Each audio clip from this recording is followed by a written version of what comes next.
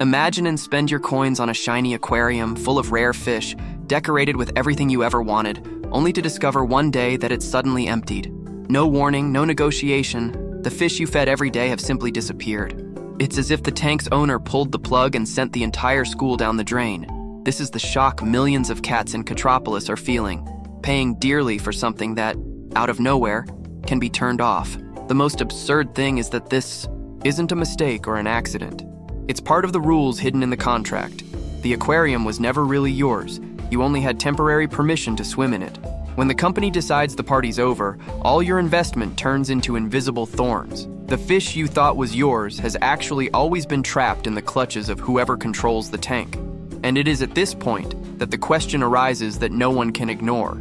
To what extent is it fair for the cats of Catropolis to buy fish, tanks, and digital accessories if, at any moment, everything can be drained as if it never existed?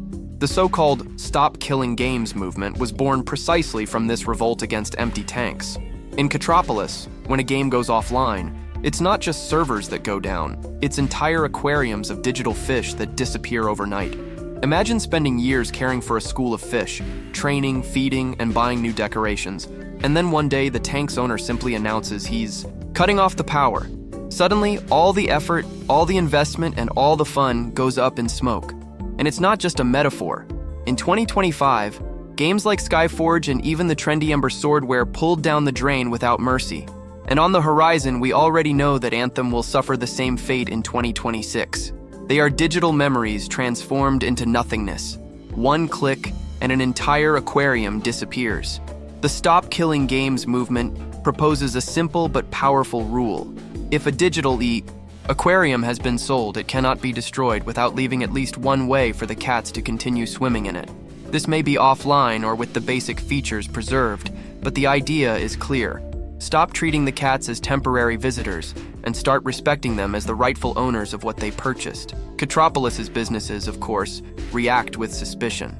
They say that maintaining old aquariums is laborious, that it costs extra fish coins, and that in many cases, the fish no longer yield profits. But to the players, this excuse sounds like a confession. It wasn't about creating lasting experiences. It was just about extracting as many sardines as possible while the tank was in vogue. At its core, Stop Killing Games is a cry against the disposable logic that dominates the digital pond. Because if the fish you bought can be wiped off the map at any moment, what are you really buying? The fight isn't just for fun, but for justice in the marketplace of Catropolis, where cats demand that their digital fish not be treated like trash the moment the winds change. And it's at this point that indignation boils over. The cats realize they haven't just lost a game, but years of time, fish coins, and memories thrown down the drain without warning. It's the feeling of being deceived by someone who promised a lifelong aquarium and then simply pulled the plug. This needs further discussion, so subscribe to the channel now. VisionCat always shows who really controls the digital tanks. While gamers organize around Stop Killing Games, companies continue to defend their right to empty aquariums whenever they see fit. But recent examples show that cats are fighting back. Fans of The Crew, for example, have already created an emulator to keep the aquarium alive, proof that the schools will no longer accept disappearing silently. For Catropolis players, the impact is brutal. Imagine buying a rare fish, caring for it for months, spending fish coins on shiny aquarium accessories, and suddenly discovering that everything has disappeared because the tank's owner decided to turn off the lights. There's no compensation, no refund, not even a thank you for the years of dedication. The fish you thought was yours was never more than a temporary loan, subject to the whim of whoever controls the pond. This is the most upsetting point. Cats aren't just losing digital items, they're losing confidence. Every time a fishbowl is emptied, it becomes clear that, no matter how much you invest, you ultimately own nothing. And this feeling erodes the enjoyment of the game, because it turns every purchase into a risky gamble. The most attentive players have already realized that it's not just about fun, but about respect. When you pay fish coins, you expect it to have real value, to last, to be yours. If companies can simply erase everything, then we're not talking about fair trade, but a cycle of exploitation in which the losers always come out on top. On a day-to-day basis, the results are discouraging. Less confidence in new releases, less willingness to spend, and an increasingly frustrated community.